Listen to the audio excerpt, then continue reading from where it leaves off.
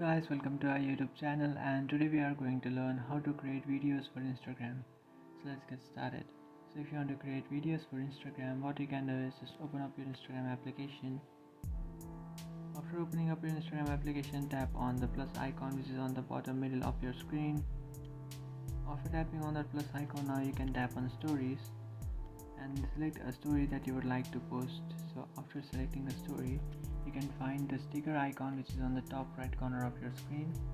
Just tap on that sticker and scroll down until you find this plus icon.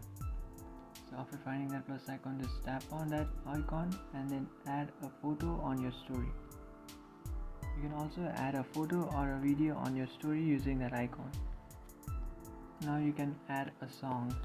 So to add a song, you can just tap on that song icon which is on the top right of your screen and then select a song that you would like to add. After selecting a song, just tap on that and then now you can select if you would like to add captions for your song. So you can select any one of these options, and after selecting this option, now you can just tap on done. After tapping on done, you can see you have created a video for Instagram. So that's it guys, this is how to create videos for Instagram. If you find this video helpful, don't forget to like and subscribe to our channel. If you have any doubts, feel free to comment below. Thanks for watching.